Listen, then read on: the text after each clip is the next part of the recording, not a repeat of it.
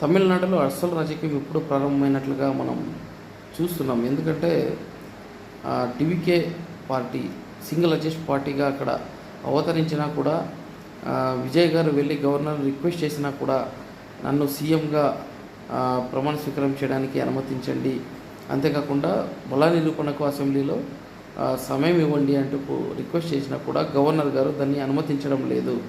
Okay, అది విచక్షణకు సంబంధించిన విషయమైనా కూడా, గవర్నర్ గారి విచక్షణకు సంబంధించిన విషయమైనా కూడా గతంలో అనేక రాష్ట్రాల్లో ఏ పార్టీకి మ్యాజిక్ ఫిగర్ దాటకపోయినా కూడా సింగిల్ లార్జెస్ట్ పార్టీగా అవతరించిన పార్టీని గవర్నర్ గారు ఇన్వైట్ చేసి సీఎంగా ప్రమాణ స్వీకారం చేయడానికి అనుమతించడం జరిగింది. అంతేకాకుండా బల నిరూపణకు సమయం కూడా ఇవ్వడం జరిగింది. అంటే దానివల్ల ఒక గందరగోళ పరిస్థితి రాష్ట్రాల్లో ఏర్పడకుండా, రాష్ట్రపతి పాలనకు దారి తీయకుండా ఒక సుస్థిర ప్రభుత్వాన్ని ఏర్పాటు చేసుకోవడానికి అవకాశాన్ని అక్కడక్కడ గవర్నర్లు ఇవ్వడం జరిగింది. అయితే ఇక్కడ తమిళనాడులో విచిత్రంగా అనుమతి ఇవ్వడం లేదు, బల నిరూపణ చేయడానికి సమయం ఇవ్వండి అన్న కూడా ఇవ్వడం లేదు. ముందేం జరుగుతుందో వేచి చూడాలి.